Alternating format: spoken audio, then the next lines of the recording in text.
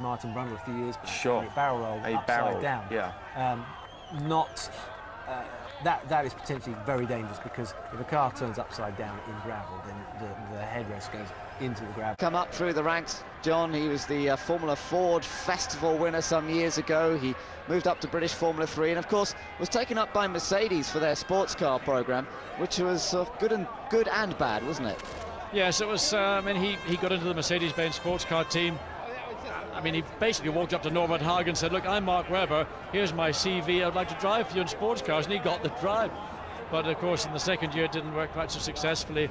Into Formula 3000, came second in last year's International 3000 Championship to Englishman Justin Wilson, but he got the drive, he got the support in Australia from Melbourne, and now he's got 2 points in the World Championship. It's made it all worthwhile, and you know, he has worked so hard at raising the money, getting the finance to get into Formula One. He applies himself to every aspect of being a racing driver, whether it's the fitness, whether it's the technical side in the car, and whether it's the commercial side, which you have to do nowadays as a driver trying to make your way.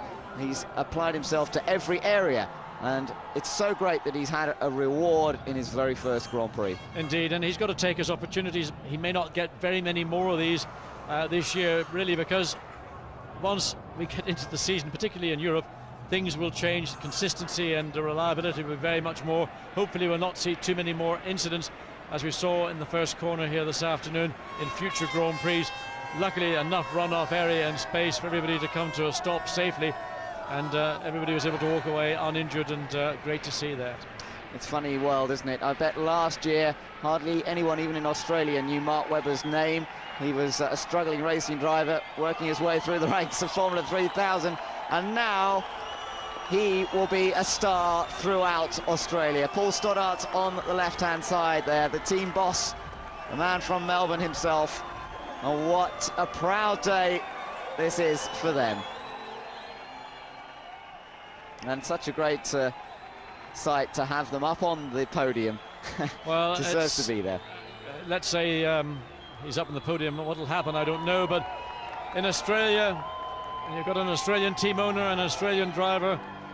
I think that everybody will be more than delighted. The emotion of the occasion is so powerful that really it's appropriate right now.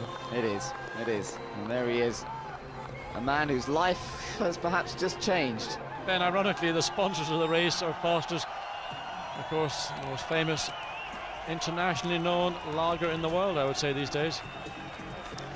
And Mark's had to struggle sometimes trying to find the finance, but he's been helped by some interesting people over the years. The famous rugby international David Campese actually helping him in his quest to find money and supporting him himself, providing some of the money to help Mark. And now David, amongst so many of his supporters, will see it's all been worth it. The champagne spraying everywhere, and that party is definitely going to go on all night long.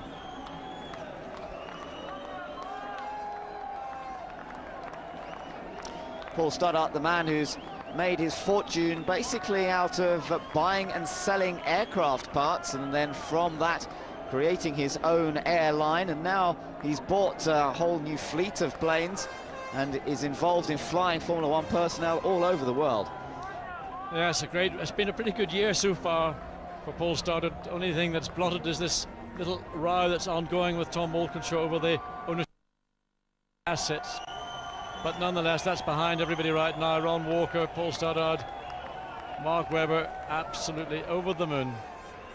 Interesting comments just picking up, Ben. Well, this is all going on up on the podium. Gerhard Berger suggesting that while it's acceptable to make, for a driver to make one blocking move, it is not acceptable to make a second blocking move. And he's sort of implying that Rubens, having gone over to the right side of the track, then came back to the left, and maybe that isn't quite as correct as we might have been led to think from Rubens' comments after he got back to the pits.